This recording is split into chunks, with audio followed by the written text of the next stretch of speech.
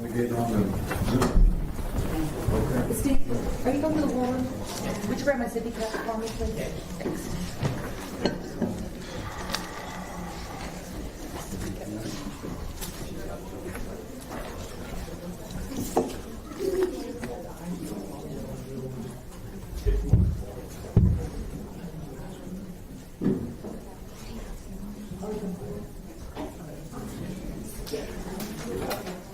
Waiting on Steve to come back.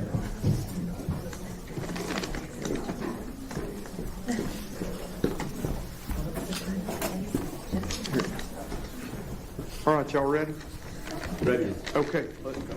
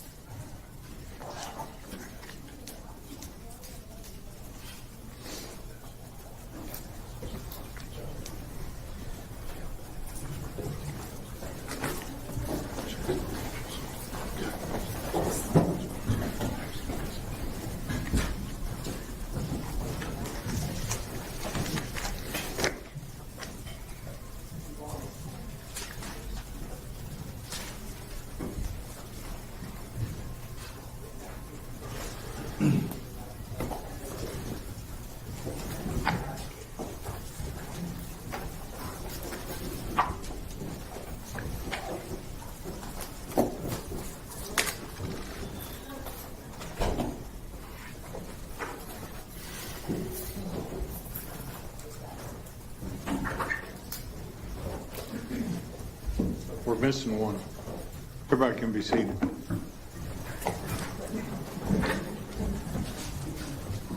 That's why they put extra chairs in there, so I can make sure that everybody's here.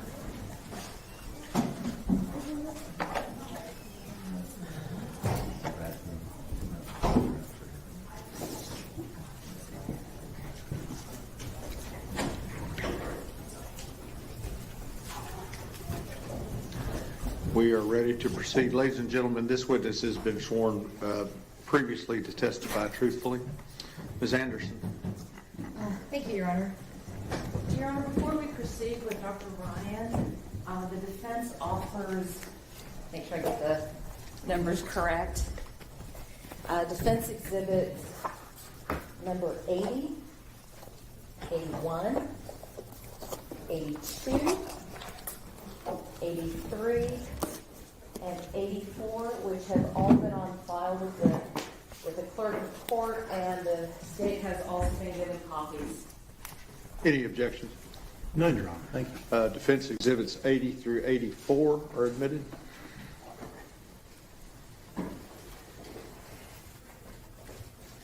Good afternoon, Dr. Ryan. How you doing? Good, thank you. Dr. Ryan, if you would please just go ahead and introduce yourself to the jury. I am Dr. Arlene Ryan. And Dr. Ryan, what do you do for a living? I am a professor of psychiatry and behavioral health at the Ohio State University College of Medicine. I'm the vice chair of clinical affairs, and I am a general adult, child and adolescent, and forensic psychiatrist. Could I have you slide that over just a little bit? Your voice is very soft, so there you go. That's the first time anyone's said I that. understand. Ms. Anderson. That's something you and I share in common. Dr. Ryan, tell the jury a little bit about your educational background.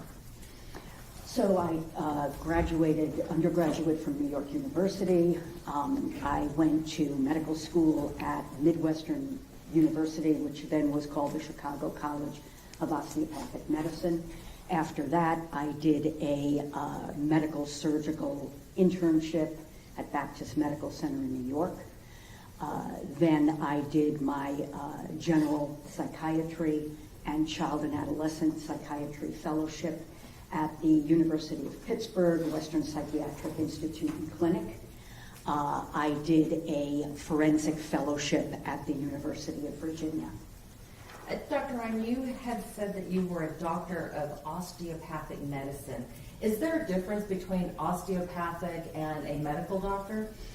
Not all that much anymore. Osteopathic physicians have education in osteopathic manipulative technique during medical school.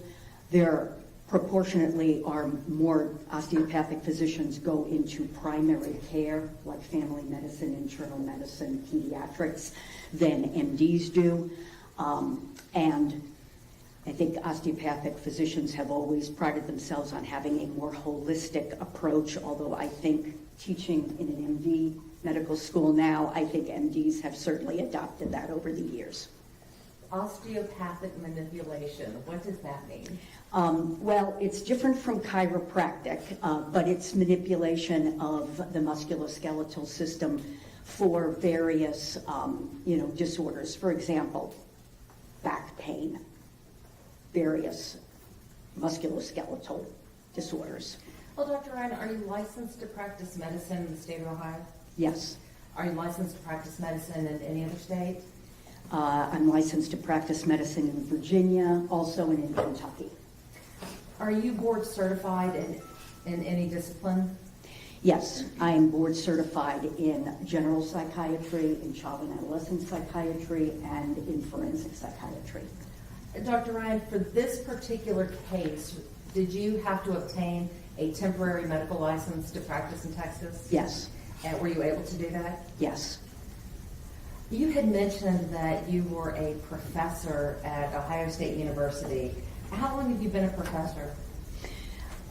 Since 2017. You had also mentioned that you were a vice chair. What does that mean? Basically, it is a title that encompasses the promotion of the clinical enterprise within the department. So my role is to basically promote clinical excellence in all of our clinical endeavors. So we have an 84-bed inpatient hospital. We have a huge ambulatory footprint, consult liaison, emergency, psychiatry. One of my roles is to integrate psychiatry into the medical center. So we have our psychiatrists in neurology and in our cancer hospital, et cetera. So does that mean you still see patients? Yes. How often do you see patients? I see patients probably about three days a week. My primary clinical role at this point in time is in our psychiatric emergency service at Ohio State. Because I'm a child and adolescent psychiatrist, I also work in the pediatric crisis department over at Nationwide Children's Hospital. I see some outpatients, and I also do some inpatient work. So you mentioned child and adolescent psychiatry. Is that your specialty area? Well, it's one of my specialty areas. What other specialty areas do you have? I would say forensic psychiatry is one, also emergency psychiatry. Is there any, do you have a focus within your clinical practice? I would say that clinically I see patients with mood disorders. I guess what I would be most known for is suicidal patients, the study of and treatment of patients who are suicidal, risk assessment, violence risk assessment, a variety of clinical things that I do. And you're on that for a witness? Yes, ma'am.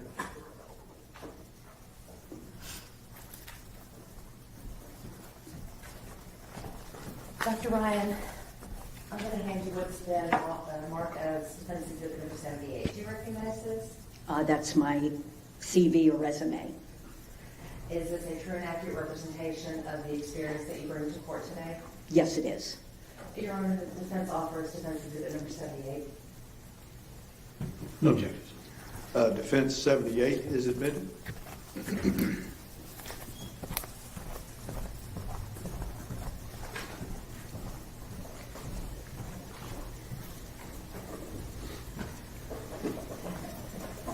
Dr. Ryan, I was looking at your resume and I saw something related to University of Virginia.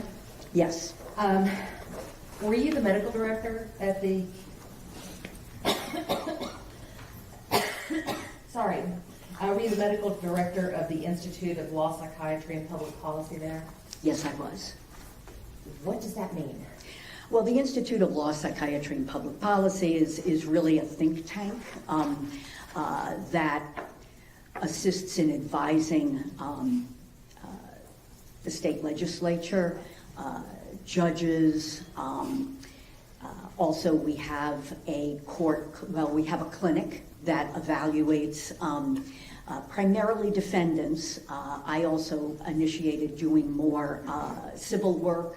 Also started the child forensic clinic. We also teach how to do various types of evaluations. For example, capital sentencing evaluations, insanity evaluations, competency to stand trial, sex offender evaluations, a variety of forensic evaluations. So you're one of the people that trains people to do what you do? I did when I was at UVA, and now I work with fellows. Those are individuals they're physicians who've completed medical school and their psychiatry residency, sometimes their child and adolescent fellowship also, and are now doing a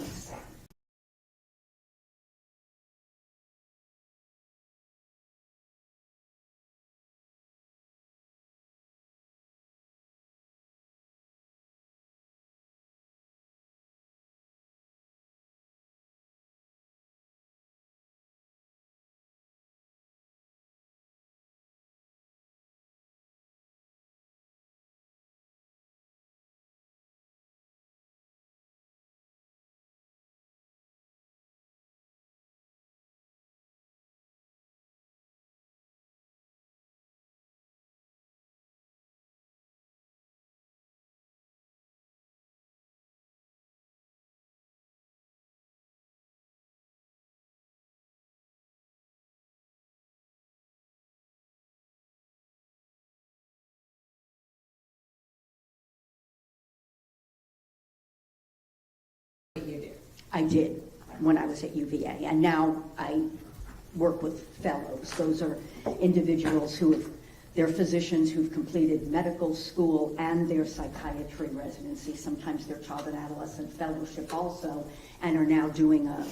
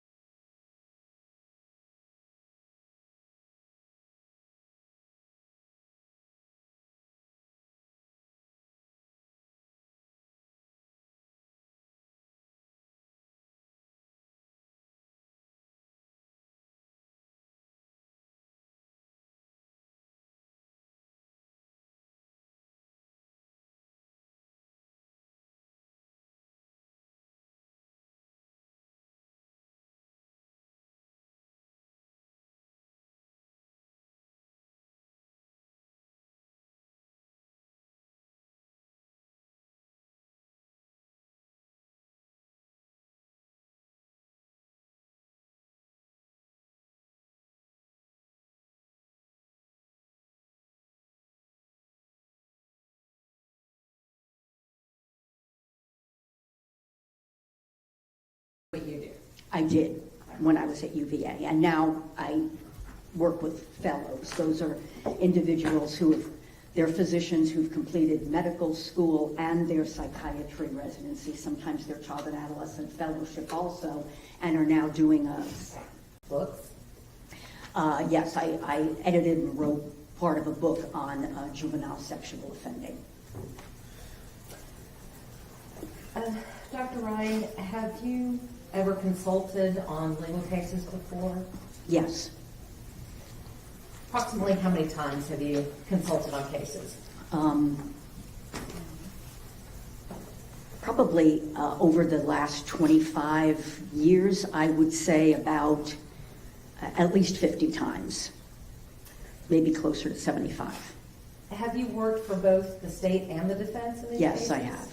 Have you worked in both state and federal court? Yes, I have. Dr. Ryan, are you being paid for your time to be here? Yes, I am.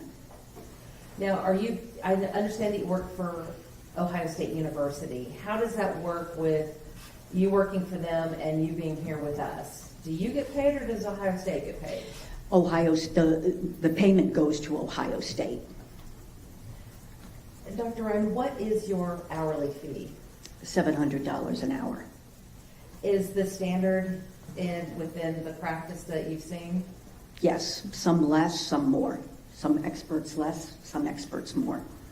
Approximately how many hours have you worked on this case so far? I haven't counted them up again. OSU gets that payment, but I would say it's at least 100 hours. Dr. Ryan, what were you asked to do in this case? What was what we call the referral question? I was asked to do a comprehensive forensic psychiatric evaluation for the purpose of mitigation. What is a forensic psychiatric evaluation for purposes of mitigation? So, mitigation in a capital case would be doing a thorough psychiatric evaluation to help inform the jury about the life of the defendant, and are there any mitigating factors that they might consider with respect to coming to the conclusion of death versus life in prison without the possibility of parole. And that's something that is law, essentially, that the death penalty, according to the Supreme Court, is reserved for the worst of the worst. And I'm sorry for interrupting, Dr. Ryan. You had mentioned that you perform these evaluations, but is there testing involved in these evaluations? Other experts potentially will do testing. I don't do testing. I don't think I have ever done testing in a capital mitigation case. Sometimes I will do testing in other types of forensic evaluations. But what I do in terms of my methodology is a comprehensive review of all of the records. That would be, do you want me to talk about what records I've reviewed? Okay. Yeah. Were you provided, you said that you reviewed records. Did you prepare a report in this case? Yes, I did. Is there a comprehensive list of the records that you reviewed contained within that report? There is. Are there any additional records that you reviewed after completing your report? I want to add one thing, which during the previous hearing I was in error about. I didn't include my interview of the in-home therapist. Okay. So that was done prior to getting additional records. And then, after completing my report, I received additional documents and provided the prosecution with a list of those. You provided the prosecution with a list. Doctor, where did you get the records that you reviewed? From the defense team. Now, did you receive any reports from other experts as well? Yes, I did. Did you rely solely on the records you received and the reports that you received from the other experts when doing your evaluation? No. What else do you do in an evaluation? In this kind of a forensic evaluation, you do a comprehensive interview, typically several interviews, with the defendant, and I met with Mr. Horner for about 18 and a half hours over the course of 4 times. I also interviewed collateral sources of information, people who might be able to shed some light on the defendant, his development, his functioning. I met some of those individuals in person, others I met on Zoom or by phone. Dr. Ryan, why is it important to have all of this information? Well, in any forensic evaluation, you have to have a low threshold for suspecting malingering. And so a forensic evaluation is different from and malingering would be being deceptive. Clinical evaluation, your threshold for suspecting that is much lower. I'm sorry for interrupting, but would you please explain to the jury what malingering means? Deception. Malingering is basically attempting to deceive with the purpose of some gain. So in a civil case, it might be attempting to, portraying yourself as far more impaired than you actually are in order to get a big payout, for example. In a criminal case, it might be feigning or pretending to be psychotic in order to, get an insanity defense, something like that. And in order to determine whether a person is malingering, is that why you look at all of the records? That's one of the reasons. Also, every individual, in every case, not only in forensic evaluations, often, there are family members and others who have more insight into how they function than they might have themselves. That's true of even neurotypical people. And with someone who has an autism spectrum disorder, that's even more the case. Do you try to review all of the records before conducting the interviews with the client? I review all of the records that I have received prior to interviewing the client. Yes, your client. May I approach your honor? Yes, ma'am. Now,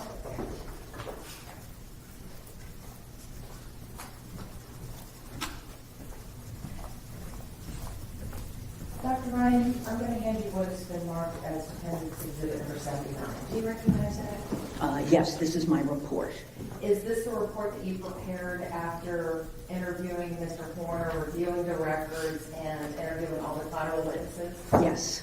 Is it a true and accurate representation of your findings? Yes, it is. Your Honor, defense offers Defense Exhibit number 79. No objection, sir. Defense Exhibit 79 is admitted. Now, Dr. Ryan, in your review of the records, did you review records from the Wise County Health Systems? Yes. Did you review records from Tarrant County MHMR? Yes. Did you review records from the hospital known as JPS? Yes, I did. Did you review records from the hospital known as Millwood? Yes. And did you review other records from the hospital known as JPS? Yes.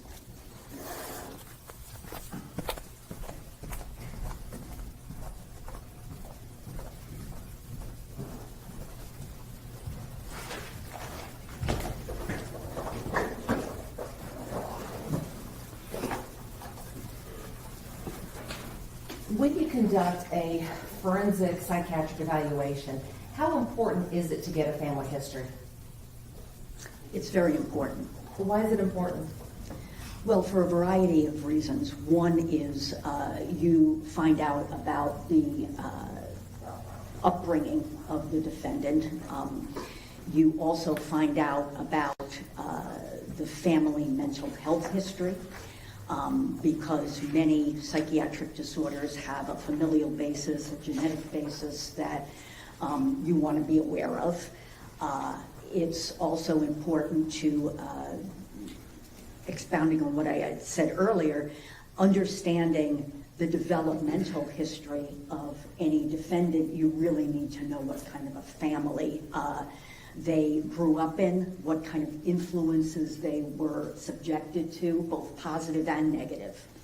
Dr. Ryan, based upon your review of the records and your interviews with all of the witnesses in this case, do you feel that you were able to get a pretty comprehensive medical history of Tanner's family? Yes, I did. I want to talk to you a little bit about the psychiatric history that you were able to obtain, specifically related to the maternal side.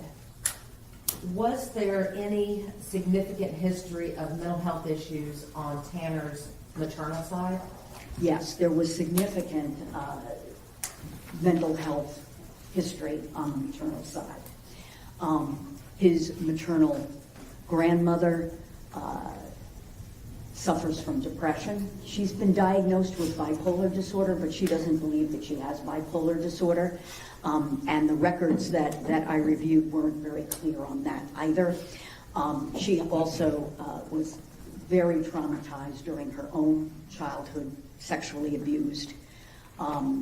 His mother has a history of significant severe mental illness. Now, she's been diagnosed with major depression with psychotic features, schizoaffective disorder, and bipolar disorder. Now, those disorders are kind of mutually exclusive. You can't have all three of those. But from reviewing the records, she had extensive psychiatric records that I reviewed. She has been psychotic, and it didn't appear that that was only in the context of substance use, that persisted even outside of substance use. And I believe you said that all of these diagnoses were documented in medical records that you reviewed? They were all documented in the medical records, yes. The maternal grandmother has several siblings, two of whom completed suicide. A sister who was apparently very successful and had a diagnosis of bipolar disorder, who killed herself when she was about 40. There's also a brother who killed himself by firearm, a younger brother. And she has other older brothers who have been diagnosed with one with paranoid schizophrenia, another one with bipolar disorder. Why is all of this important when you evaluate Tanner for this particular case?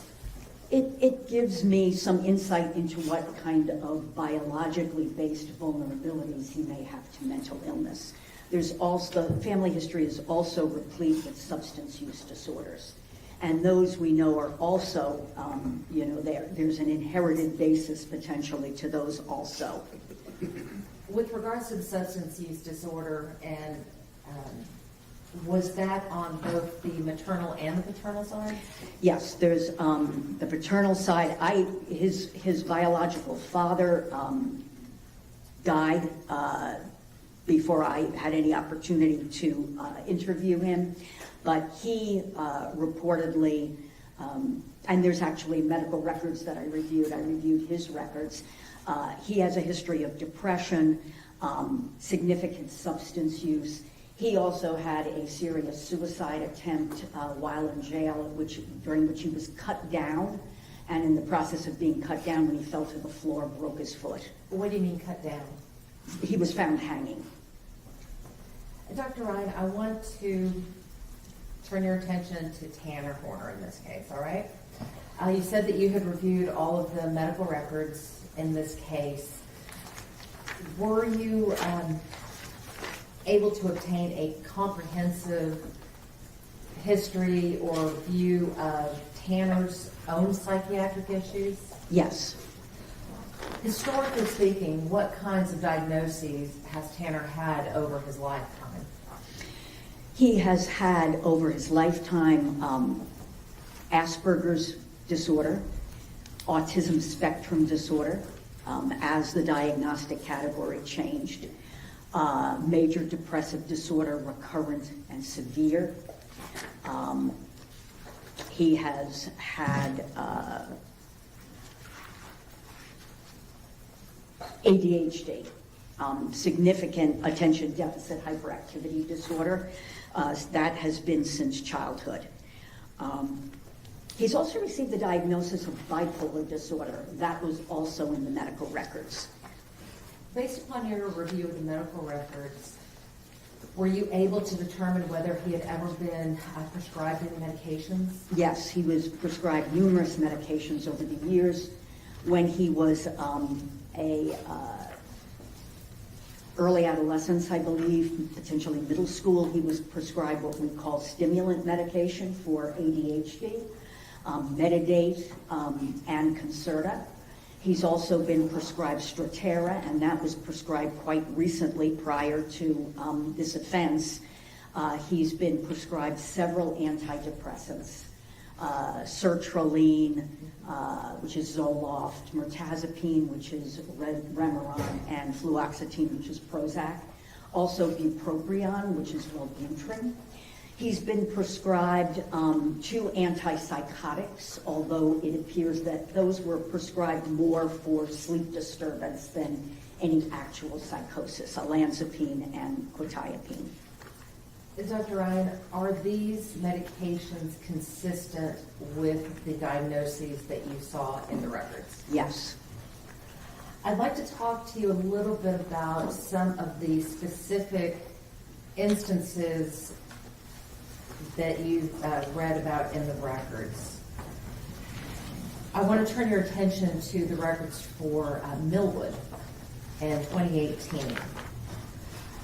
Do you recall an instance, or do you recall why Tanner was admitted to Millwood in September of 2018? Yes. The police were called by his ex-girlfriend. He had indicated to her that she should look at Facebook because he was going to be killing himself. And she rushed over to where he was living at the time. I believe it was his grandmother's shed, and found him unconscious. And the police were called. And he was involuntarily admitted to Millwood. He didn't want to go voluntarily. Do you recall how long he was in the hospital? He was in the hospital for about a week. I want to turn your attention to the records from Tarrant County in 2022. Based upon your review of the records, were you able to determine whether or not Tanner was seeing anybody at Tarrant County HMR on a regular basis? He was. Specifically, in May of 2022, did he see his provider? The individual who prescribed medication? Yes. Yes. And he also was seeing, I believe, a therapist too. When he went to go see the provider, was an intake performed? Do you recall? I don't recall, but I don't recall exactly the intake itself. Okay. But he was diagnosed with major depression recurrent, ADHD, and prescribed antidepressants, 2 antidepressants, and Strattera. Do you recall if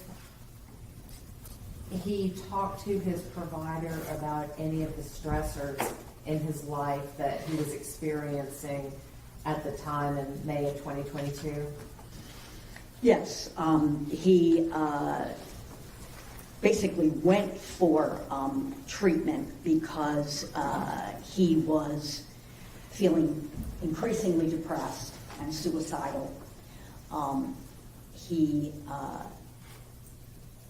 was not hospitalized at that time, but was referred to this something called a mobile crisis program, which is what he was involved in. He was under a great deal of stress. He had difficulties in terms of his relationship with his fiance's family. I believe that he was living with them and was having a lot of stressors around that, not only in terms of the relationship, but in terms of the number of people living in the house and just the noise factor and kind of the chaos in the home. He also was stressed by work. His fiance had experienced. And I was going to say, I'm going to stop you right there for a moment because I want to go back to May of 2022. And then we'll get to the other issues that he was dealing with in just a moment. Based upon the records that you reviewed from Tarrant County, Was the last date of service October of 2022? Yes, Was that about 6 weeks before the kidnap and murder of Athena Strand? yes, it was. Now, after his arrest, was there an incident in the Wise County Jail involving Tanner? Yes. Tell the jury about that. I'm trying to recall. It was several months after he had been incarcerated in the jail.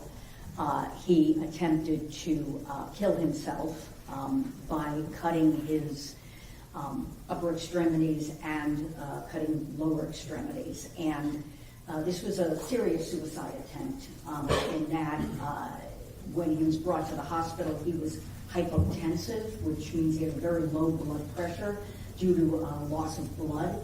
And according to the records I reviewed, required a transfusion. What is a transfusion? A blood transfusion. What does that mean?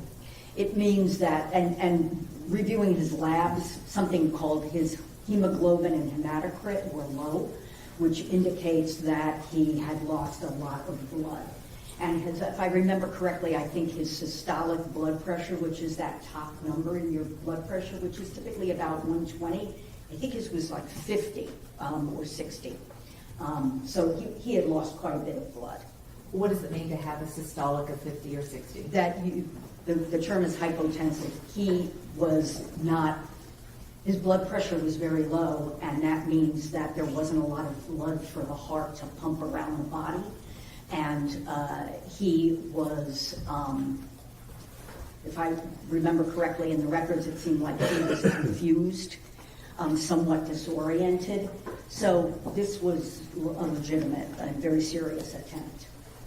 Dr. Ryan, in addition to the hanging attempt in 2018, the suicidal ideations in May of 2022, and the suicide attempt in the jail in May of 2023, were there other instances that you noted in the records of Tanner either causing self-harm or trying to commit suicide?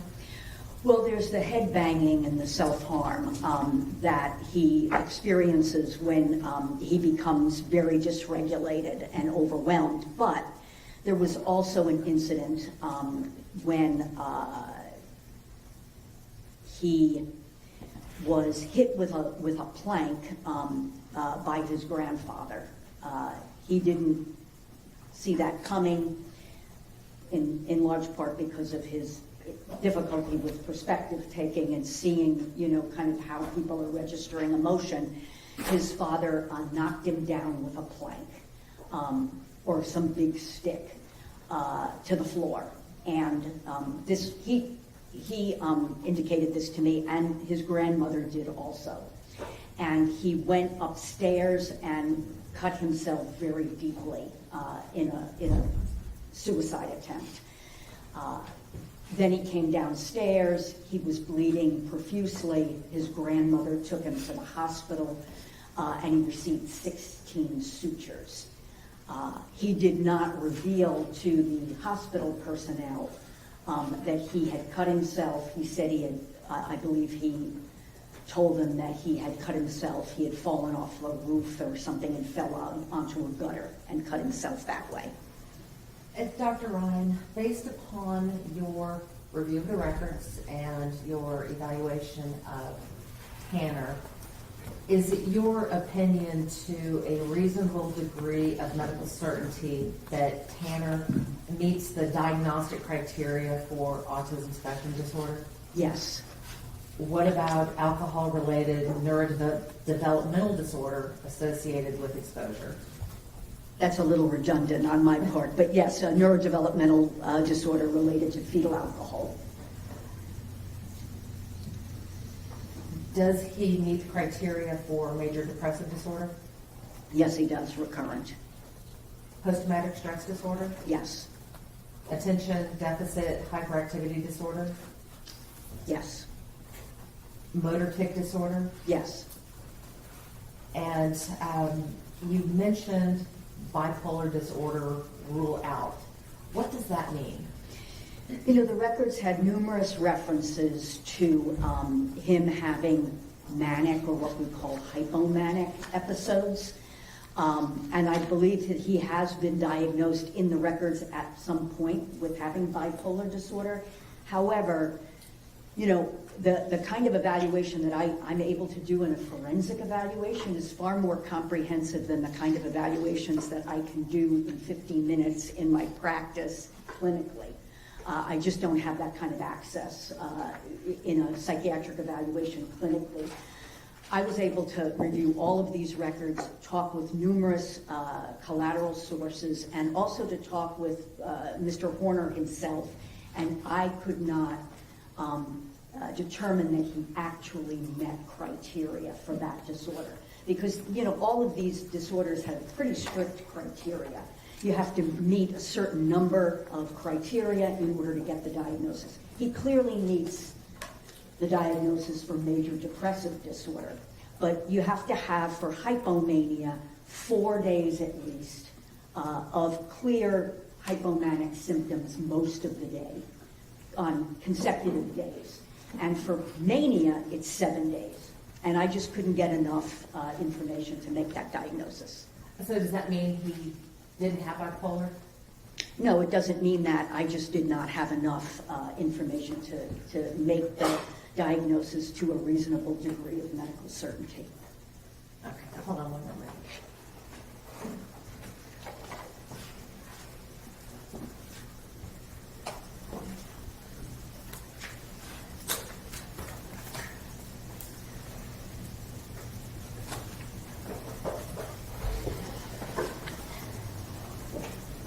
Did you also have some diagnoses of substance use?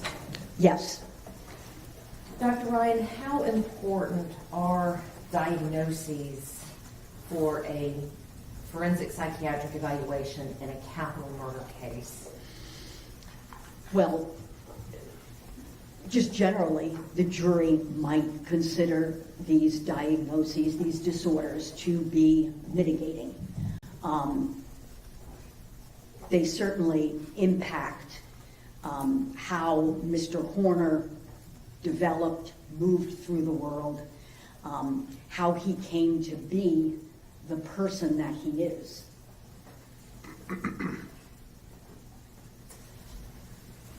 I want to talk to you a little bit about some of these individual diagnoses. We have talked about autism throughout this trial. Based upon your review of the records and review of the reports from other experts in this case, was Tanner given a diagnosis of autism spectrum disorder? At some point later, yes. He was given the diagnosis of Asperger's disorder, and with the Diagnostic and Statistical Manual, moving from DSM-4 to DSM-5, there was a change in that diagnostic schema. So there is no more Asperger's disorder. Individuals like Mr. Horner, who they would now fall under the category of autism spectrum disorder. Is there a difference between Asperger's and autism? Well, in the DSM-4, autistic disorder, Asperger's disorder, and something called unspecified pervasive developmental disorder were all under the diagnostic category of pervasive developmental disorder. And autistic disorder typically was describing individuals who were significantly impaired in terms of their intellectual ability. So they often, more than 70% would have fallen into the intellectually disabled category, what used to be called mental retardation, and they didn't have language. So that was the difference. Asperger's was the diagnosis for individuals who had normal or above average IQ and also had developed language. But they still had severe social communication deficits. Based upon your evaluation of Tanner and of the witnesses, what kind of deficits did he present throughout his life? Well, he's had the major first criteria are persistent deficits in social communication and social interaction. And these have to be across multiple domains, not only in one domain. And he certainly, from the records, it was very clear that he had these difficulties. Deficits in what we call social emotional reciprocity. Being able to recognize social cues. I don't want to go into a lot of detail if that's already been gone into, but deficits in nonverbal communication. It was noted in the records that he made eye contact, didn't make good eye contact. What was interesting, and I suspect that this was related to some of the in-home therapy that he got, his eye contact was far too much throughout my evaluation. Staring, not doing, when typically when neurotypical people interact with someone, they don't maintain eye contact constantly. You drop your eyes, you look away a little bit. He very seldom did that. And I'm going to stop you right there for a second. What significance is that? That he has deficits in nonverbal communication. So that's one of the things that if you're with him for a significant amount of time, you start to feel a little uncomfortable, right? Because there's that staring. There's also deficits in developing and maintaining relationships, and that was very clear in the records and from the history that I got from collateral sources. Speaking of the collateral sources, were the collateral sources that you spoke with, were they able to give you any further insight into the deficits that Tanner exhibited? Well, I spoke with his mother and his grandmother. So they, his grandmother, particularly in retrospect, recognized deficits very early on. One of the things that she mentioned, which is very typical of autistic individuals, is instead of playing with a car the way that a little kid would play with a car, he was kind of focused on turning the wheels, which is kind of this focus on parts rather than the whole. They noted that he tended to play by himself. And when he was in preschool, other kids didn't really want to play with him.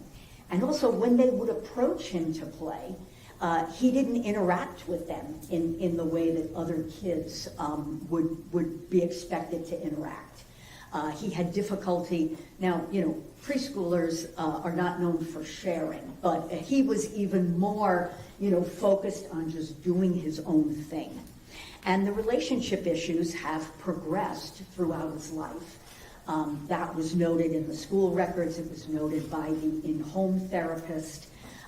These deficits that really prohibit him from taking other people's perspectives, communicating adequately, and then in adulthood, these kinds of deficits that you see with individuals on the spectrum, they become in many ways more pronounced in adolescence because you have to do things in adolescence in terms of relationships that are more complicated than during childhood. So things only got worse.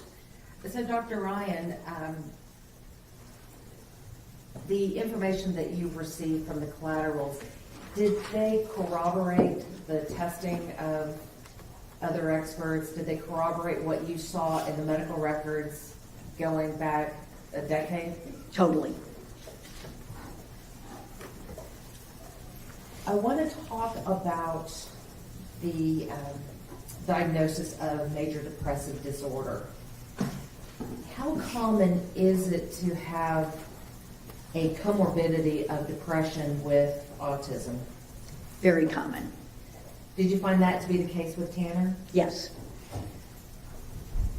Explain to the jury what major depressive disorder is.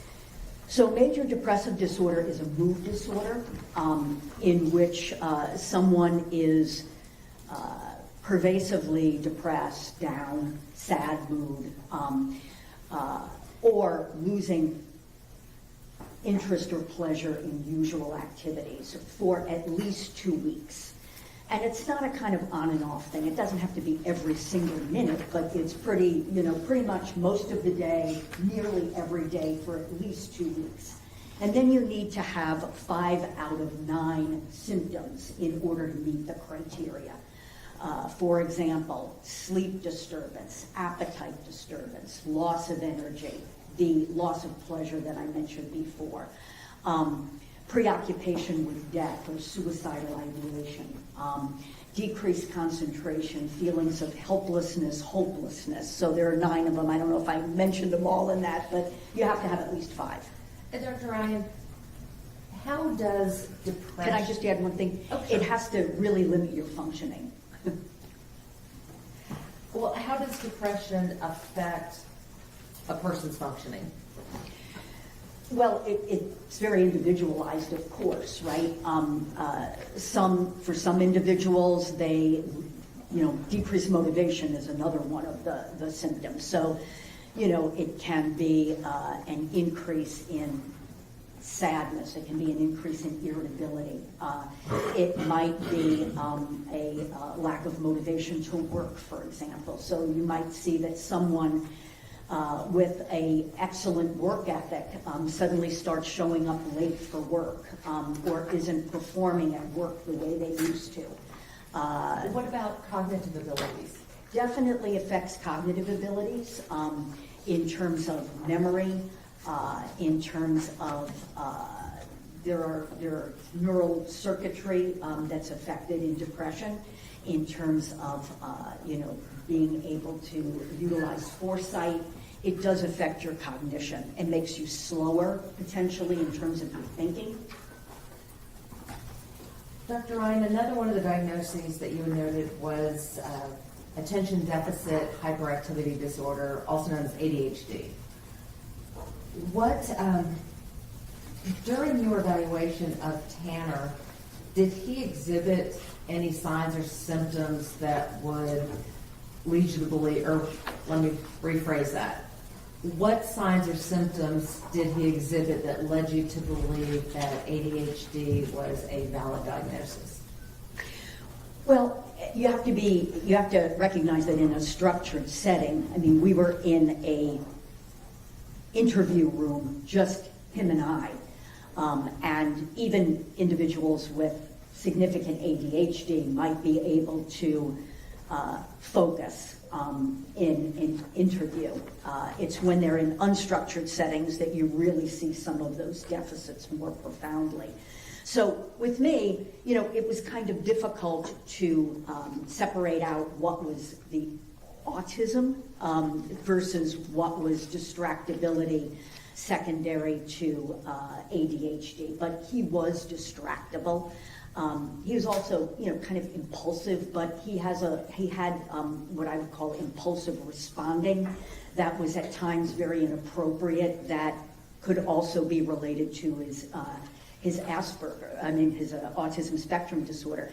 I think, if I may, I think what's important is recognizing that these comorbidities, rather than just being additive, are compounding. So when you're adding in primarily autism spectrum disorder, major depression, ADHD, and PTSD, you're creating problems that are more significant than each of those disorders creates individually. Well, let's look at these 3 that we had just talked about. We talked about autism, depression, and ADHD. But before we do that, one thing that I wanted to ask you that I almost forgot about was, there was testimony related to Tanner eating coins. Would that information be relevant to his ADHD diagnosis?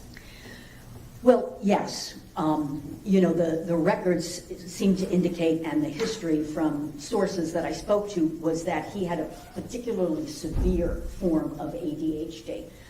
We see that with individuals who have had exposure to alcohol prenatally. That is related to, that fetal alcohol spectrum disorder is associated with pretty severe ADHD. That level of, kids pick up things and put them in their mouths, right? But it sounds like his eating coins was way out of proportion to what you would see, particularly if there was any level of supervision with just a kid who has ADHD. There's also,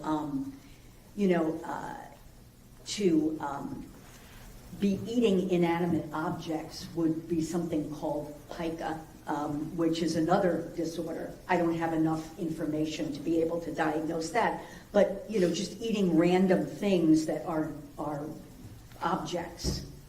Dr. Ryan, so when looking at the autism, looking at the depression, looking at the ADHD diagnoses, how would these three working together impact a person's ability to cope with anxiety or stress? Just the autism spectrum disorder alone hampers one's ability to cope with anxiety and stress. So you add all of these other disorders, and you've got a compounding of his difficulties dealing with stress. And stress is kind of a very generic term, but there are very specific kinds of stressors that really are particularly problematic for him. So disruptions in routine, for example. Right, and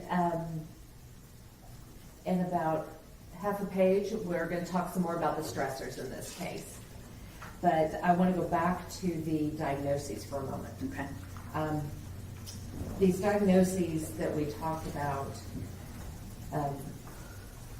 they seem to have had an impact on impulse control.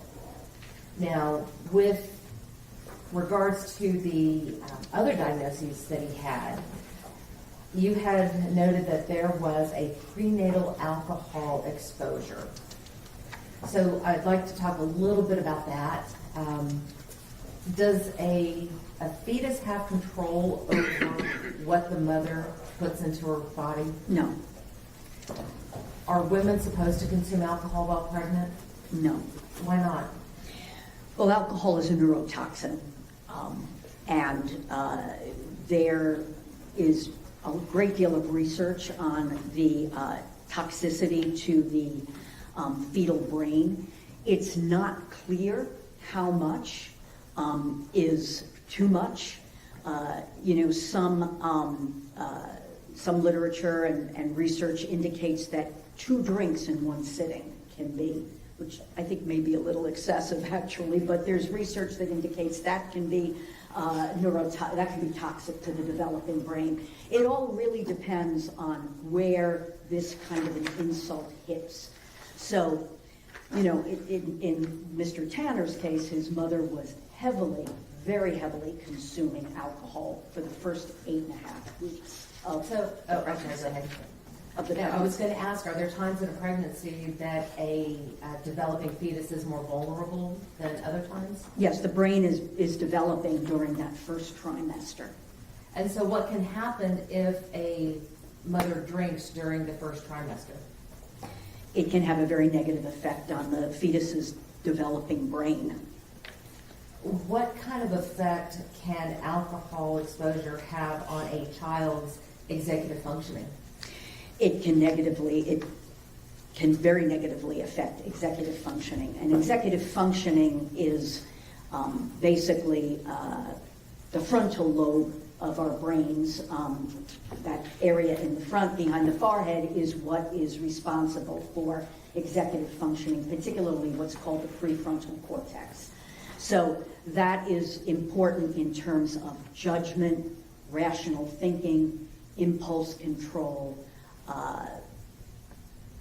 those types of functions. How can drinking during the first trimester affect adaptive deficit behavior? Can you explain what you mean by that? How about if I move on to the next question, because that one didn't make any sense. So, how can drinking during the first trimester affect a child's social and emotional functioning?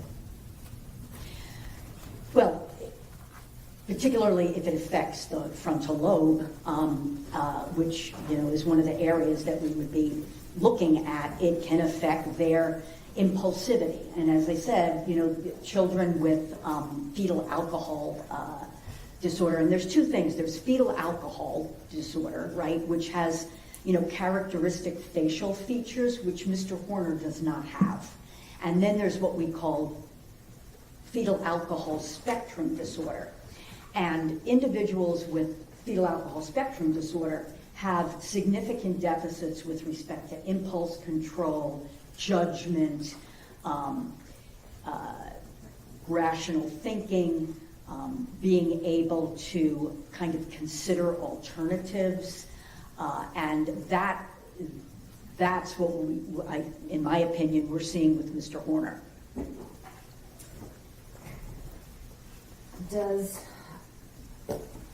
Are there any secondary diagnoses that are more prevalent for those with who have been exposed to alcohol in utero?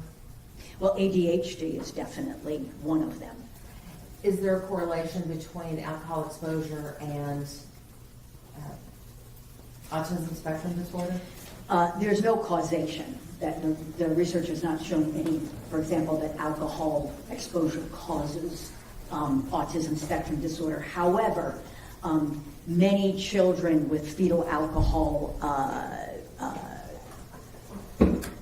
exposure and fetal alcohol symptoms, they have autistic traits. So one of the questions is, both of the diagnoses can exist independently, but children who have fetal alcohol spectrum disorder, children who have fetal alcohol syndrome can have autistic traits and have a higher percentage of autistic traits than the general population. So is it correlative, not causative? Definitely not causative. There's some correlation. Not between the disorder, but autistic traits. Dr. Ryan, one of the things that you had mentioned earlier was talking about, I believe that you said a causative effect of all of these diagnoses and how they kind of built upon each other. Compounding effect. Compounding, that was the word. Explain to the jury how all of these deficits and all of these diagnoses can compound each other, because if you have 3 different diagnoses that all label impulse control, shouldn't that just be one impulse control issue? No, because as I said, it compounds and creates more problems than if it's just each one individually. So for example, Mr. Horner tends to not only be impulsive, but to what we call catastrophize, or think about worst case scenarios and jump to the worst case conclusions. Depression, major depression, causes something that we call cognitive distortion, right? Which can make these kinds of thought patterns worse. So that would be an example. Dr. Ryan, we have a lot of diagnoses here. Did any of these diagnoses cause Tanner to commit the offense to which he pled guilty? No.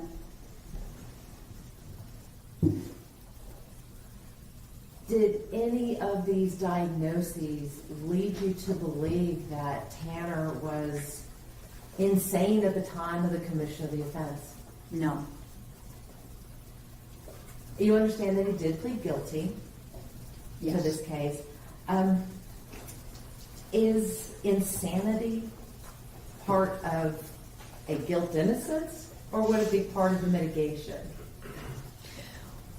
Well, it would be the guilt innocence because, one would do an evaluation to determine whether someone met that threshold for insanity, which would be that you didn't know the nature, character, or consequence of your act, or didn't realize that it was wrong. If that were the case, then it would go to an insanity trial, not a mitigation, not a sentencing hearing. So just to put it in layman's terms, when we're talking about insanity, one of the issues is knowing right from wrong, That's correct. and that's not why we're here today. Right. Okay. Did any of these diagnoses prevent Tanner from knowing right from wrong? No. So why is it important to look at all these diagnoses if they don't give rise to a defense or an excuse to the offense? Well, I think that, in my opinion, these diagnoses indicate that Mr. Horner is a severely compromised individual, and that is mitigating in understanding how he was functioning leading up to the offense, and what kinds of factors went into him thinking the way that he was thinking around the time of the offense. And, there's lots of other aspects of it that a jury might find mitigating in terms of his childhood and development to get him to the place where he is now. And so with these diagnoses, do you believe that they are important to help the jury understand his behavior during the interrogations Yes, or during the offense itself? yes. What about during any phone calls after he was arrested? Yes. Would these diagnoses help the jury to understand why or how he wrote the letters that he did or before his suicide attempt? Yes.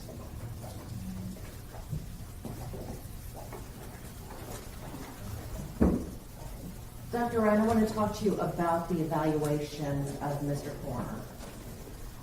When conducting a forensic psychiatric evaluation, do you get personal information from the person that you're evaluating? Yes. Do you ask them the intimate details of their lives? Yes. Do you ask about traumatic events that may have occurred in the past? Yes, I do. Do you also talk about the facts of the case? Yes. Is it always easy for a person that you're interviewing to open up with you the moment you sit down? It's not typical for them to open up the moment that I begin the evaluation, no. Is it uncommon to not get the truth from the person the first time out? It depends on the person, but it certainly can happen. Is it, or do you find it uncommon that a person being evaluated might be less than honest about the traumas that they experienced? Yes.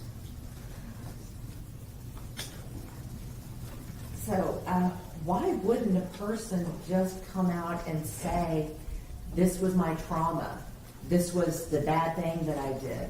Why is that so difficult? Well, I think I would look at it in terms of neurotypical people and individuals with autism spectrum disorder. So even for neurotypical individuals, it can be very difficult to talk about traumas that happened in their lives. For example, sexual trauma, because they perceive it to be shameful. For someone with autism spectrum disorder, you've got the additional layering of difficulty with communication, knowing their own basically knowing how they feel and being able to express how they feel. Is that why it's so important for a clinician and an evaluator to build rapport with the person they're interviewing? Yes. Is rapport instantaneous? Typically not, no. So does it sometimes take several visits to develop that rapport with someone? It depends on the individual, but it can. And it's not, excuse me, it's not so much rapport as, you know, a sense of, I would say, safety in terms of that person is less likely to judge the trauma that you might be revealing. Is that one of the reasons why you spend so much time with the one-on-one evaluations? That's one reason. It's also to, you know, understand about consistencies and inconsistencies with collateral sources and within the evaluation.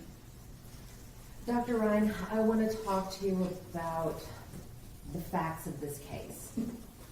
Now, during your evaluation with Mr. Horner, did Tanner talk to you about the facts in this case? Yes. Did this happen the first visit? No, Did it happen on the second visit? I don't believe so. I didn't ask him anything about the offense on the first visit. I typically don't. Well, why don't you ask anything about the offense on the first visit typically? Because that is often a very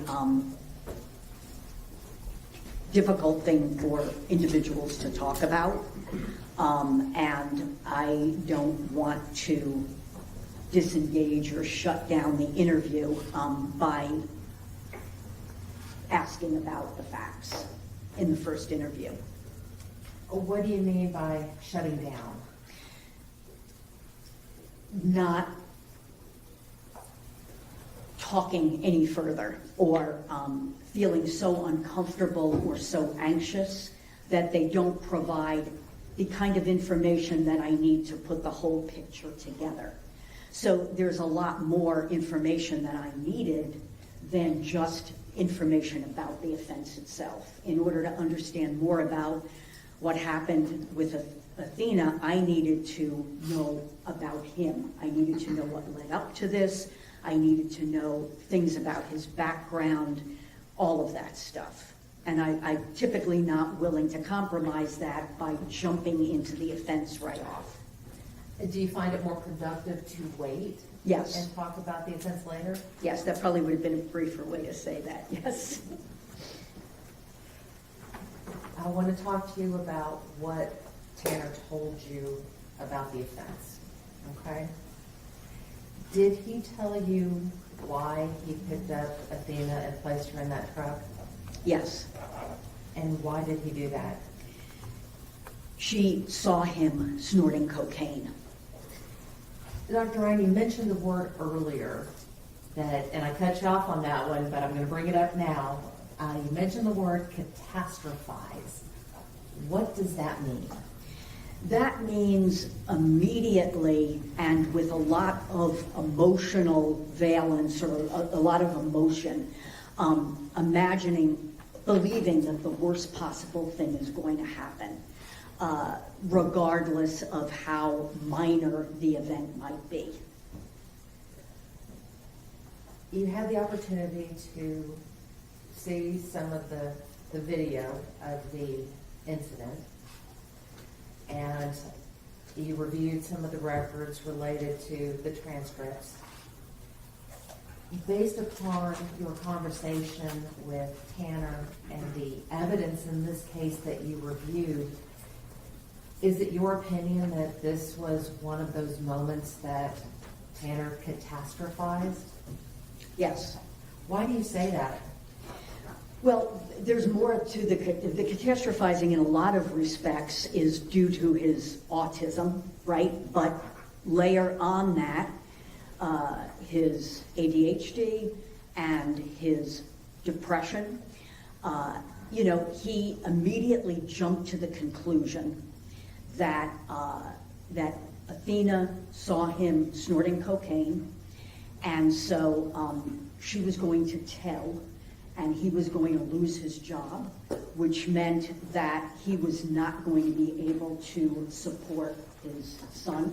He was going to lose his son, and that couldn't happen. And he's been sort of laser focused on his son for a long time. And his son was living with his fiance's mother, and he had limited contact with his son, and was distraught over that. And when he thought he was going to lose his job, that was going to be the end. Was that a reasonable jump from point A to point Z? Completely unreasonable. And is that jump from point A to point Z related to any of the other diagnoses other than the autism?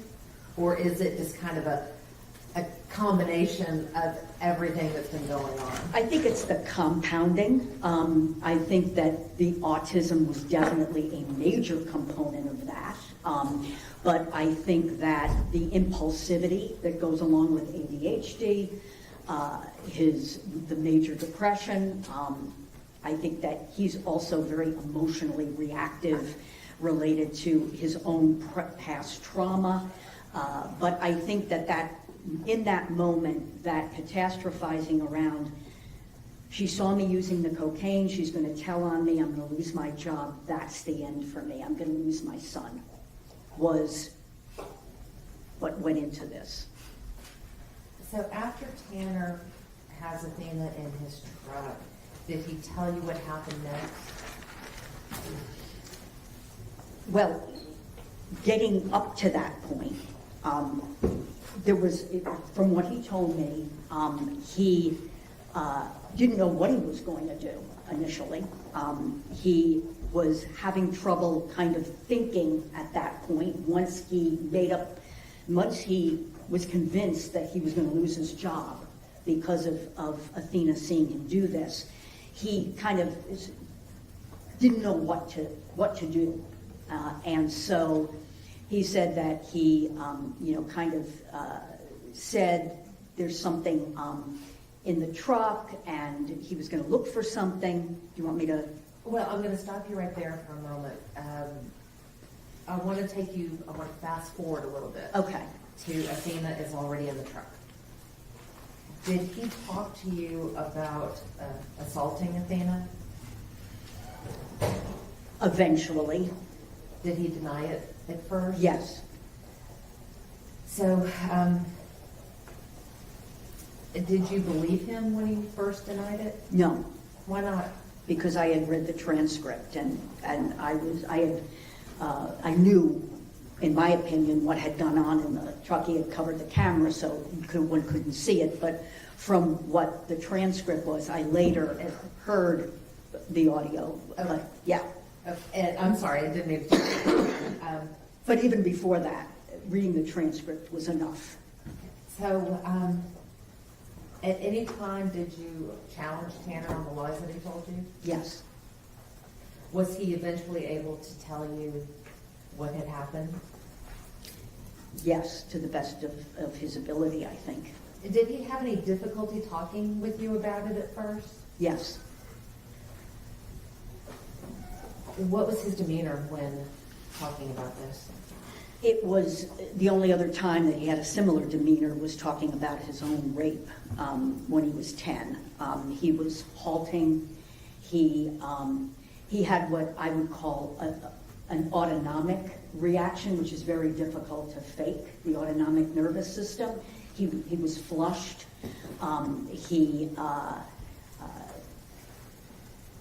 His breathing was different than it had been before. His eyes were downcast in much the same way as he had talked about this other episode. What did that mean to you as a forensic psychiatrist? Well, independently as a forensic psychiatrist, not much, but in context with everything else that I knew and had spent time with him talking about, my opinion was that he was deeply ashamed, and that was a major factor in his lying and hesitancy to talk about what had happened. And I felt in talking with him at that moment, in my opinion, he appeared to be quite remorseful about what he had done. Dr. Ryan, after this attempted assault, did he tell you about what he did to try to kill Athena? Yes. And what did he say about that? In detail? If you could just give us a brief overview. Okay, he said that I should backtrack a little bit. You know, he was pretty clear that he did not decide to kill Athena until she was in the truck. And then he began to think, now I'm in even worse trouble than he was before. I think he described it as it snowballed into an avalanche. And he then said that he knew he had to kill her. And he tried to make it, as he put it, as painless and quick as possible. So he tried to, as he put it, I think his words were snap her neck. But it's not like in the movies, and it wasn't working. And so he attempted to strangle her. And he had a number of attempts to strangle her, which were unsuccessful. Now, what did you make of the several attempts that it took? And of what significance did you place on that? In my opinion, it was a combination of ambivalence and incompetence. In this particular scenario, would that be consistent with sadism? That was not my opinion. That he was deriving any pleasure out of her suffering. Actually, it made him more and more dysregulated. What do you mean by dysregulated? More distressed, more unable to think clearly,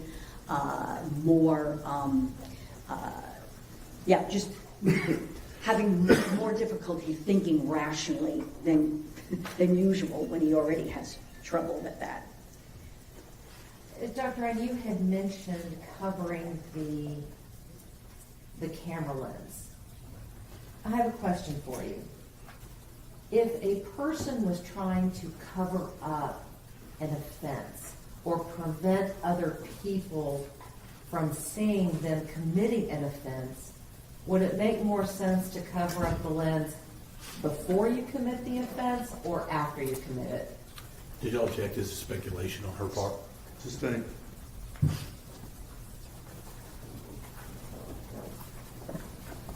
In your professional opinion, is what I'm asking, is would it make more sense to cover up a lens before committing an offense if you wanted people to not see it?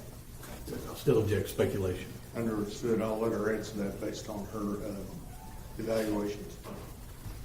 It would make more sense to cover it up before you did anything than after or in the midst of. What does that tell you about Tanner's thought processes throughout that incident? Oh, they're not linear, and he's not really thinking in a strategic manner in terms of the way that, in a strategic criminal manner. And Dr. Ryan, you had started to tell us about some of the stressors that Tanner had been experiencing leading up to this event. And I wanted to go back to some of that, okay? Were you able to determine whether or not Tanner was under any significant amount of stress leading up to this event? Yes, he was under a significant amount of stress. And, Your Honor, may we approach? Sure.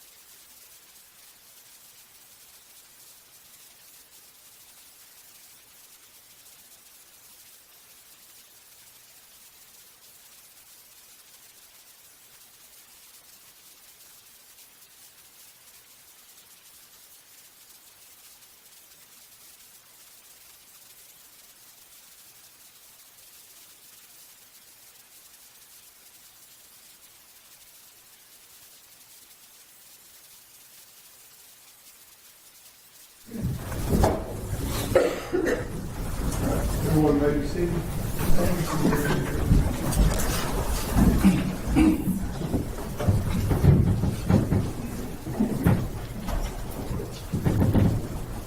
Dr. Ryan, I'm going to back up and ask my last question before our break, okay? And we were talking about the stressors that Tanner had going on in his life leading up to this event. Were you able to determine whether he was under a significant amount of stress just in the months prior to this? Yes. Is stress and anxiety different for a neurodivergent person versus a neurotypical person? Yes. How so? Well, there are ways, of course, in which it's similar in terms of anxiety, worry, except one of the difficulties in about 50% of individuals with autism spectrum disorder is that they have significant deficits in understanding their own emotions and being able to express their own emotions. So there is the perception that they are significantly distressed, but they can't name what the emotion is.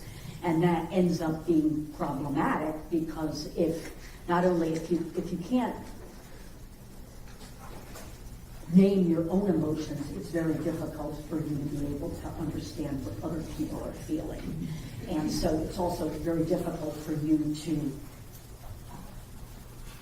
regulate your emotions. So for example, if you're feeling depressed, if you're feeling sad, I'm not talking about clinical depression, but if someone's feeling sad about something, you might take steps to remediate that.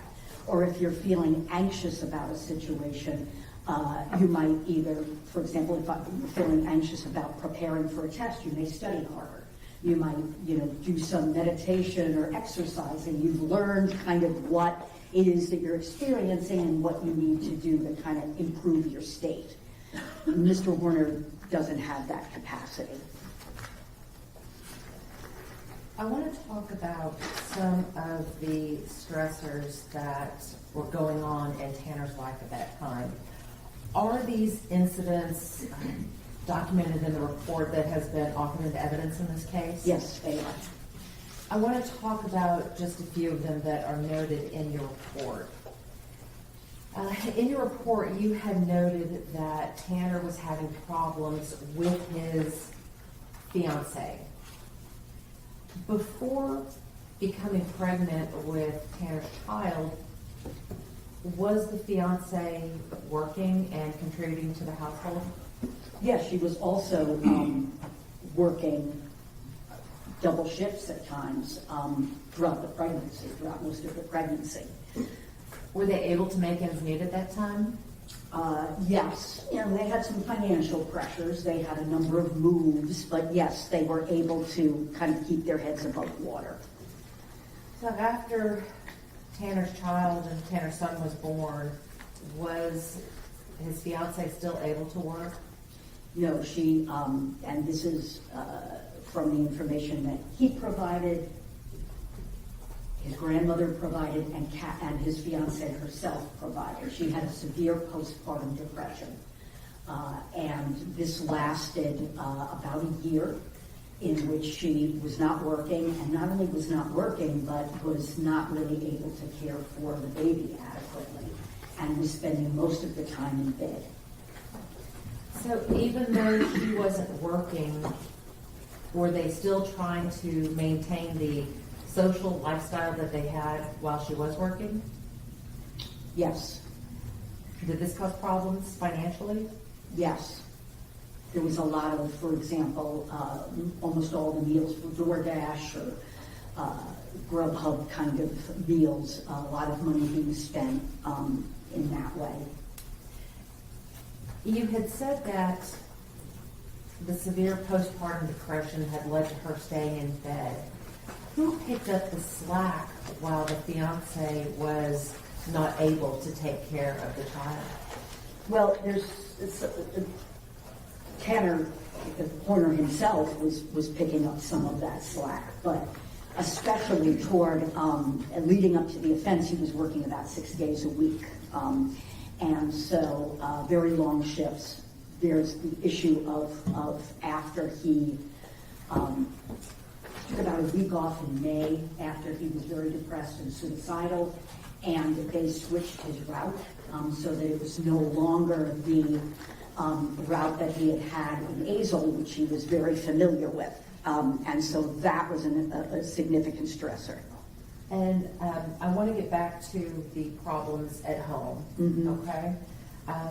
Where were Tanner and his fiancee living at the time of the event? They were living in the shed behind his grandmother's house. Where was their child living? Well, especially when there was, for a time the baby lived with them, but then when it got to the point where he might be starting to walk, or crawl, actually even crawl, they felt that it was a very unsanitary environment. Cassie was too impaired to be taking care of the house. I mean, the shed was bad enough even before. And the house, because there were limitations on his grandmother, I was told there was dog feces on the floor. It was extraordinarily unsanitary. And so the decision was made that the baby would stay with Cassie's mother. And we're not going to talk about the names. Oh, sorry. That's okay. It's you've spent a lot of time with these people, so I understand the slip, so that's okay. So at any point did Tanner, his fiancee, live with his fiancee's mother? Yes, and grandmother and other people in the home. So it sounds like they had a full house over there as well? Yes. After they had moved out of the mother's home and back into the shed behind his grandmother's house, did he have the opportunity to spend any time with his son? Some, but not very much. And what kind of impact did this have on his mental health? It certainly contributed to him becoming more depressed, feeling more desperate. There were a lot of other things that happened around that time. As I mentioned, his route was changed. His contract was sold off to another company. The car broke down, which created problems. So after he moved out of the fiance's mother's home and back home, who all was living in that home? Or I should say the shed behind his grandmother's home. Who all was living in that home? Mr. Horner and his fiancée. And in the main house? His grandmother, his mother, and his brother. Did they have any pets? Many pets. Based on your interviews with family members and with Tanner, what was the environment there? Was it calm and serene, or was it chaos? Or somewhere in between? It was very chaotic. How can that kind of chaos affect a person who is on the spectrum? Well, it can affect that individual in a number of ways. So first of all, there's the sensory issues that someone on the spectrum has. There was arguing, there was loudness. Then there is the need for, kind of sameness and routine that someone on the spectrum has, and that was definitely disrupted. Dr. Ryan, you noted in your report that Tanner had also been having difficulties and issues with his own mental health. What kind of mental health issues was he having in the months leading up to this event? Feeling increasingly anxious, hopeless about the situation. And some of that hopelessness was, in my opinion, clearly a product of his severe depression. because shortly before the offense, Cassie had actually gotten a job. I mean, they still had, significant stressors. The car had broken down, and they didn't have their child, and they didn't have enough money in order to move out. And that was the whole thing, to move out, get their own place so that they could get their child back. So he was feeling increasingly hopeless, desperate, and anxious, in addition to the depression and then his baseline deficits in terms of how he deals with stress and problems. Was it during this time that Tanner had the suicidal ideation of walking into traffic? That was, I believe, around May, when he went to get mental health treatment. He told and I believe he told me, but in the record it was that he had told the person who evaluated him that the only thing that kept him from killing himself was his son, the thought of his son. And Dr. Ryan, you had mentioned that Tanner's roots had changed and that was causing significant stress in his life. Tell me more about that. Why would a change of route on for a delivery man cause such stress? His previous route he was very familiar with. He was very familiar with the area. He had essentially grown up much of the time there. He had a sort of routine in terms of how he would be able to deliver packages. I think the reality is his new route or route it might have been a bit anxiety provoking at the beginning for someone who was neurotypical. It took him much longer to deliver packages. I guess from what he told me, the driveways were much longer on this route. He was much less efficient, and his workday was far longer than it had been before. Generally speaking, how long does it take someone who is neurodivergent to settle into a new routine? Does it take longer than a neurotypical person? Yes, it would take longer. And, one of the things that he told me was typically prior to his son, he would have quit his job. He wouldn't have been able to handle it. And he had left multiple jobs. Like one time, he left his job at Outback Steakhouse because the dishes were piled too high. Part of it is that he had to methodically clean every single plate a certain way, which is why the dishes piled up. But, he just walked out one day because it just got too overwhelming for him. The thing that kept him from doing that in this job was the recognition that he, as he put it, he needed to work. Dr. Ryan, I want to switch gears a bit, okay? During your forensic evaluation, did you discuss any past trauma with Tanner? Yes. What role does past trauma play in a person's current life?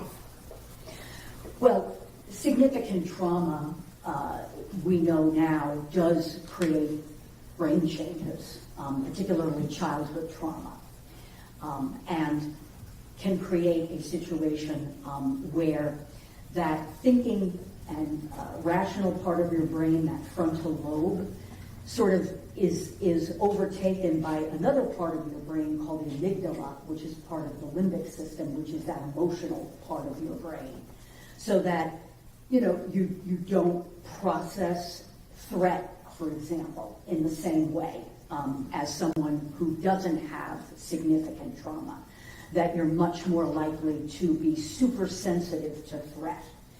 So I think that you take someone who's got autism spectrum disorder, ADHD, major depression, and has a significant trauma history, and you've got what I mentioned before, these compounding effects that when under stress, they're just not functioning in any way, even at their baseline, let alone what someone who's neurotypical would.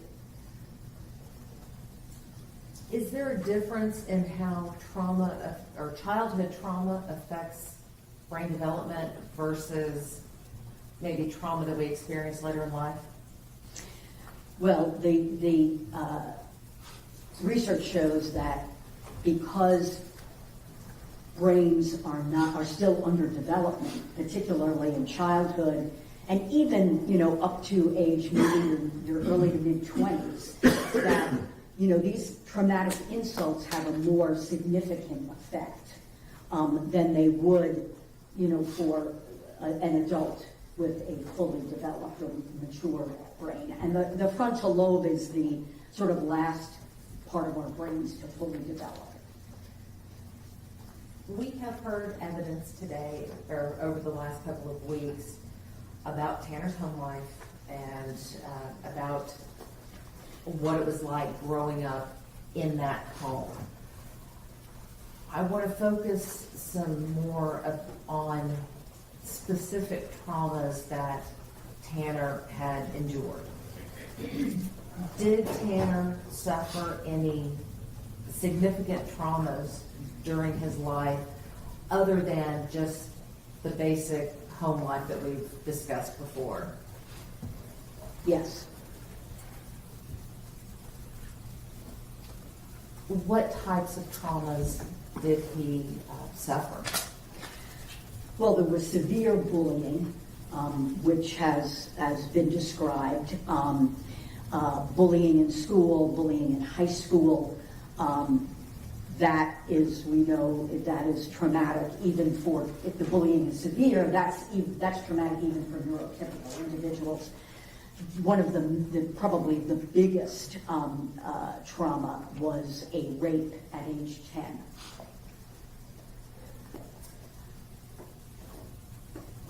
Were there any other traumas that you noted that related to his mother and his mother's drug use? Yes.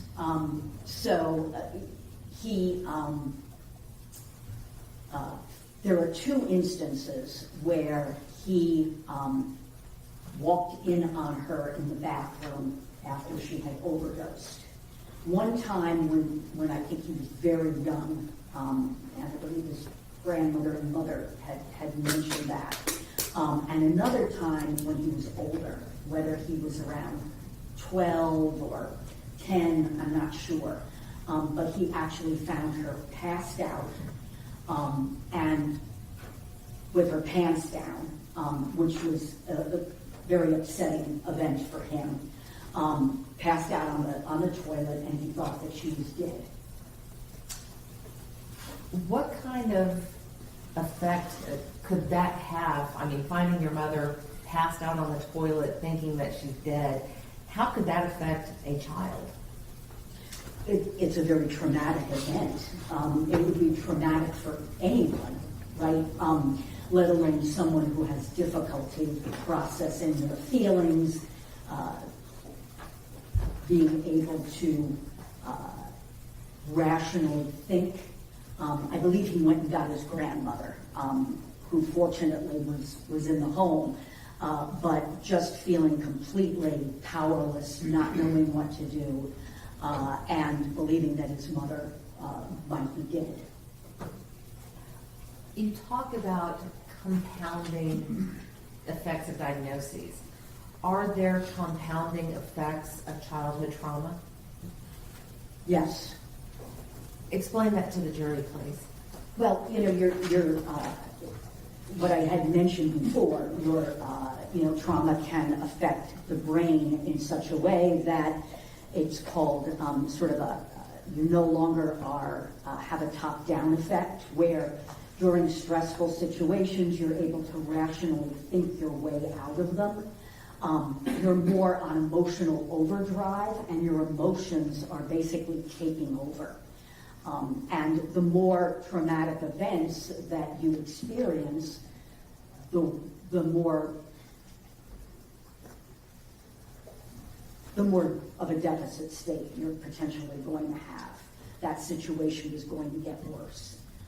So I would say that that's what, there's trauma upon trauma. Now, there's a significant amount of trauma in his life that he was not able to express to me how he felt about the trauma. It was only with these very significant ones that he was able to express any kind of emotion or thinking about what was going on, because they were kind of overwhelming.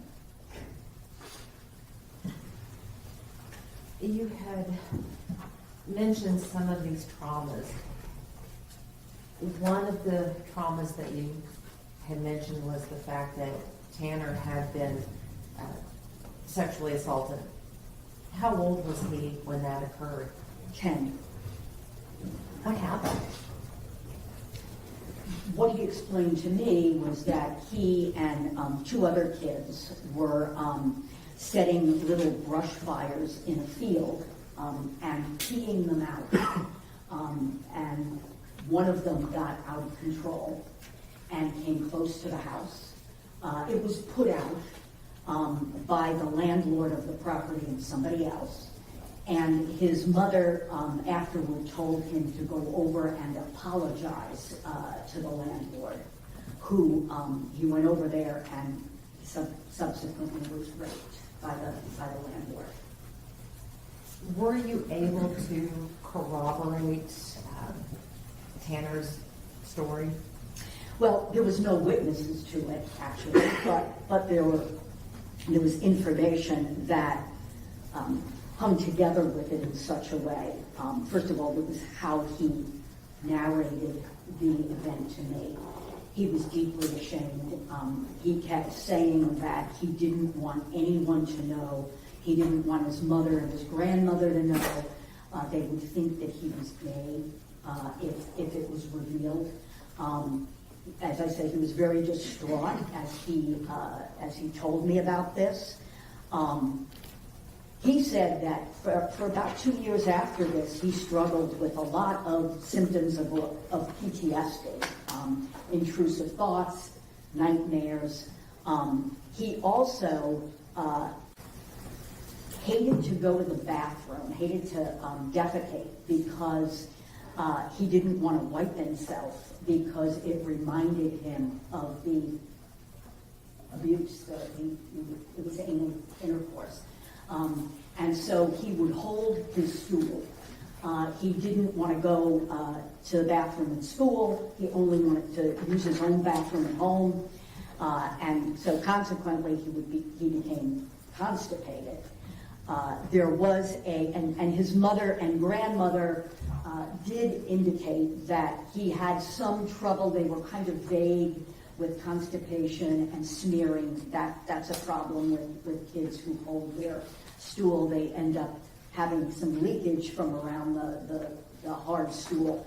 And also there was a medical record when he was about 19 that indicated that he had significant bleeding from hemorrhoids and had gone to the emergency department for this. Now, constipation is a major, you got to think in a 19-year-old, what would be the cause of that significant hemorrhoid and rectal bleeding?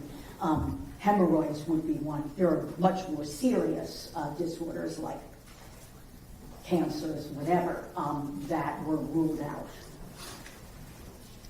And Dr. Ryan, I want to switch gears again.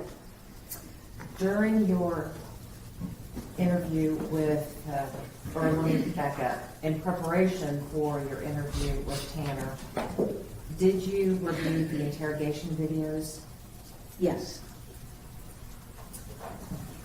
I think we can agree that during those interrogation videos, there were a lot of lies that Tanner told. Yes. He lied to the FBI officers. He lied about not knowing anything about the abduction. Lied about where he hid Athena's body. And he lied about several other things. Would you agree with that? Yes. Based on your training and your experience as a forensic psychiatrist, why do you think he lied? To stay out of trouble, Is that uncommon? yes. Now,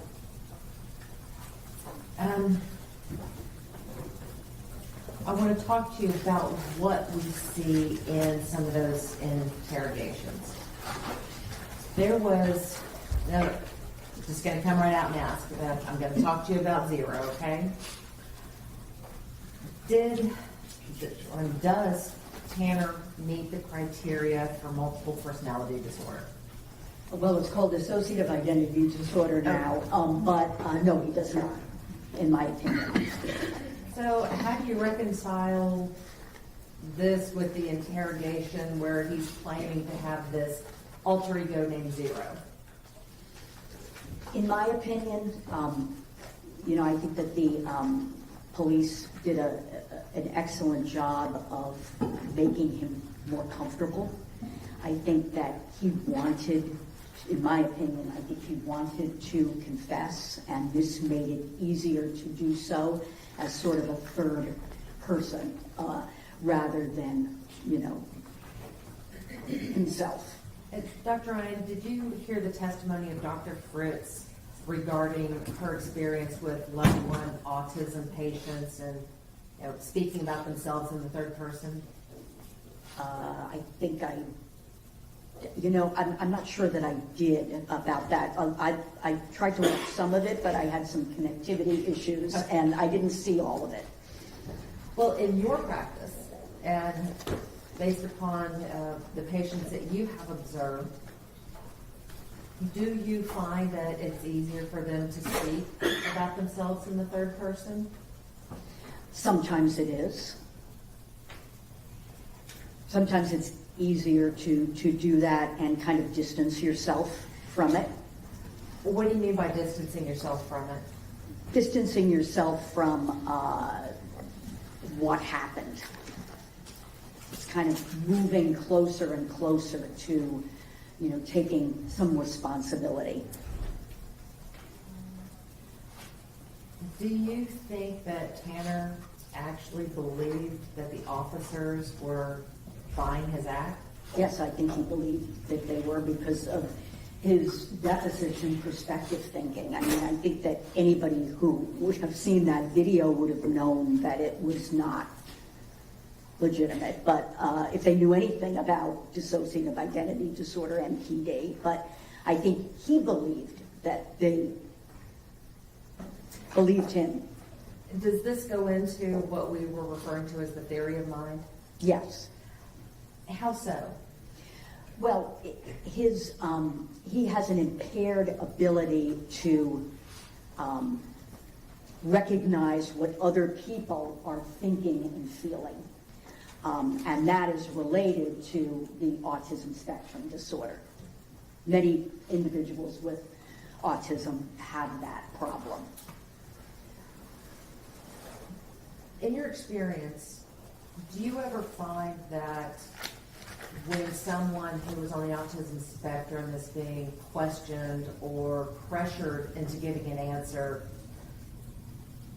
do they ever just give an answer to make it stop? Yes, I mean, not even, you don't have to have autism spectrum disorder to do that. People can do it who are neurotypical. During your evaluation of Tanner, did you find this to be true with him?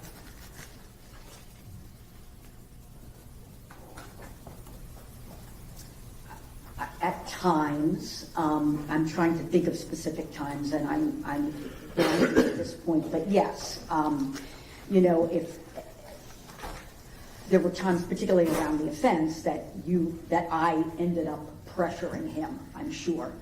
And then, the question comes up then, how comfortable was I with the fact that what I pressured him into potentially saying was actually reliable and accurate.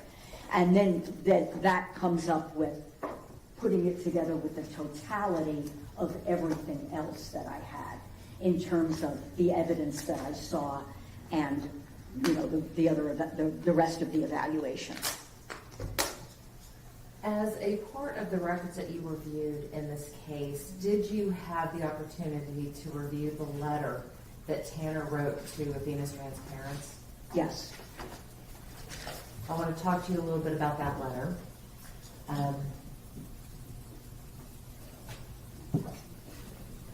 You had mentioned before that about autism and people on the spectrum being able to show their emotions. Explain to me and explain for the jury, can someone with autism feel emotions? Yes. Do people that are on the spectrum have difficulty expressing those emotions that they feel? Yes, they can. And is that kind of what we call alexithymia? Yes. What, explain what alexithymia is. It's a trait that of being, and about 50% or more of individuals with autism spectrum disorder have this, of being unable to understand and express your own emotions.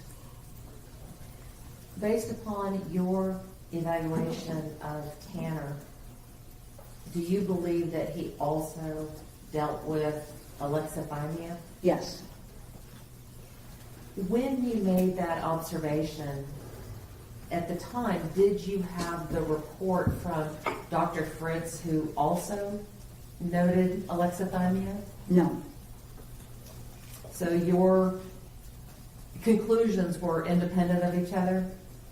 Yes, I didn't get her report until after my evaluation and prepared my report. So how might someone with alexithymia present to another?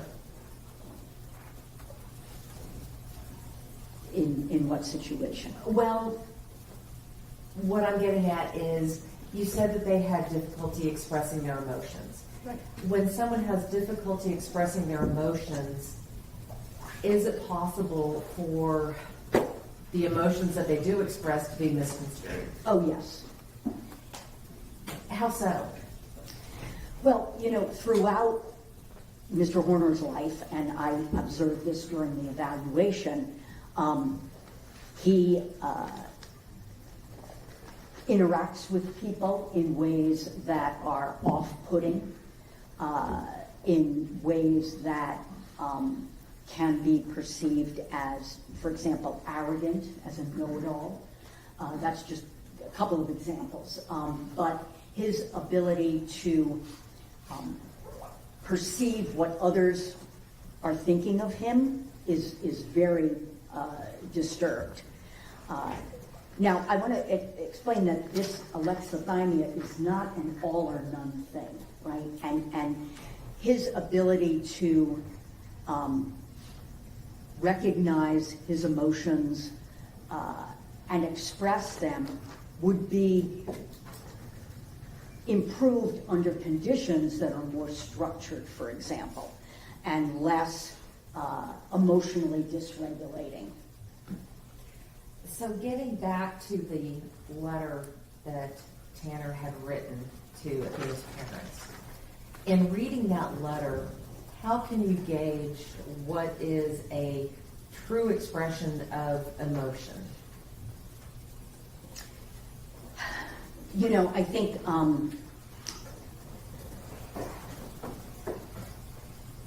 when you read that letter, when I read that letter, I read it kind of in two ways, right? As a non-psychiatrist and as a psychiatrist who has a lot of experience with individuals with autism spectrum disorder. As a regular person, there's elements of it that are pretty kind of infuriating in some ways. It seems like he's making excuses for himself, and you know, you say, like, what in the world? You know, this isn't the place for this. On the other hand, having spent so many hours with him and recognizing how he moves through the world, in my opinion, he was expressing remorse. He felt genuinely awful about what he had done. He recognized as much as he could that he had brought pain to parents because he is a parent himself. And in my opinion, that was as far as he could go, and it was genuine that he felt terrible about what he had done and wanted to express that. Was that feeling consistent throughout your interviews with him when he spoke about the event? When he spoke about Athena and the event, yes. And Dr. Ryan, I promise I'm almost done. I just have one other issue area that I want to get into with you, okay? What is the AAPL? That is the American Academy of Psychiatry and the Law. What do they do? Well, it's an organization, basically, of forensic psychiatrists, and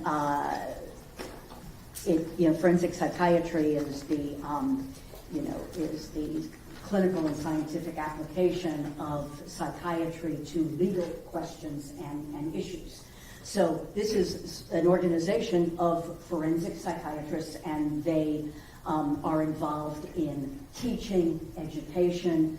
Their mission is to, one of their missions is to promote a high standard of forensic evaluation. Do they publish guidelines related to forensic evaluations? Yes. Are these mandates? They're not mandates, no. They're guidelines, recommendations to assist psychiatrists in performing a variety of types of forensic evaluations: insanity, competency to stand trial, civil evaluations, capital evaluations. So are these basically just a set of best practices for forensic psychiatrists to use when doing these enumerated evaluations? Typically, yes. And typically, should a person, or should a doctor who is doing one of these evaluations follow those guidelines? Yes, I mean, there certainly can be deviations, right? Because every evaluation can be somewhat different because individuals are different. But if you deviate substantially from the guideline, you should have a very good reason for doing so. Should someone practicing forensic psychiatry for 20 or 30 years, should they at least be aware of these guidelines? Yes. When you conducted your forensic psychiatric evaluation of Tanner in this case, did you follow the guidelines set forth by the AAPL? Yes. I hesitate because I've gone over them so many times with fellows that I'm teaching that I didn't read it before I went in to talk to Mr. Horner. But yes, I'm very familiar with them. Dr. Wright, I want to talk to you a little bit about how Tanner has adjusted to his time in jail. Counsel.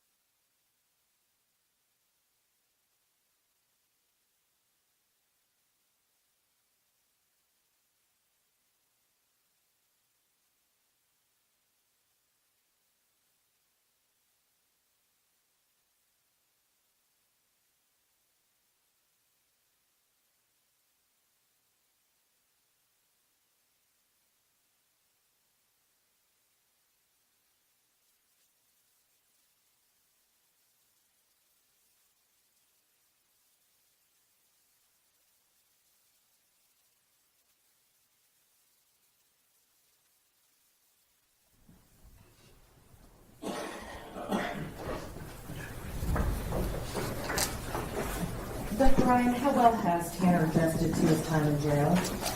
He appears to have adjusted well. When he was in Wise County Jail, did he have any disciplinary infractions? Did he have any write-ups? I believe that there was an incident where he was hitting a wall. I don't know if it was with his head or with his fist or whatever, and didn't stop when told, and so was placed in a restraint chair for a few minutes. I'm not sure if that was Wise or Tarrant County, actually. So, That was it.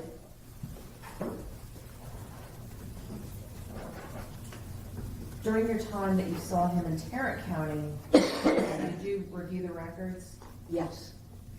And did he have any disciplinary write-ups? I did not see any. Do you believe, based upon your evaluation and what you have reviewed, do you believe that Tanner poses a threat to other inmates if sentenced to prison in this case? I don't believe that he has a high potential for Why is that? any dangerousness.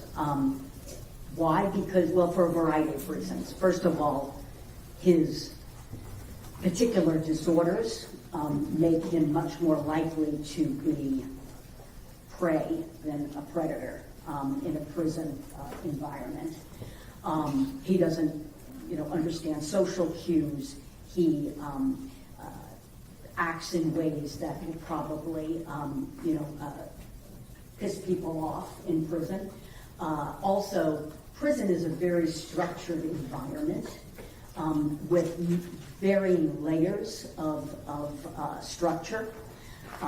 And also, he doesn't have a past history that would be compatible with being a major violence risk in a prison environment. And also, for example, his mental health, his depression, anxiety, that can be treated also in a prison environment. He is not going to have access to substances. Those are just a few. You mentioned prey, not predator. What did that mean? I think that he's much more likely to be assaulted than to assault prisoners. You also mentioned structure. How important is a structure to someone who is on the autism spectrum? It's very important, and that lack of structure was part of what kind of brought him to the point that he was at. Lack of routine, lack of structure. Structure is very important, and prison is a very structured environment. He'll know there'll be routines, and he'll know what those are. Do you feel that someone who is on the autism spectrum would be able to function properly in a structured environment such as prison? Yes. You had mentioned that you had looked at his history. Did Tanner have a history of violence? He had a history of some assaults. They were more, kind of flailing out in response to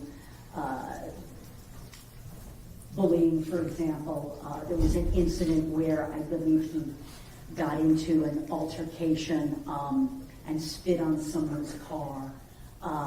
There were, fights in high school. Of course, in school he was very badly bullied, but they were not major violent episodes where he seriously harmed anybody.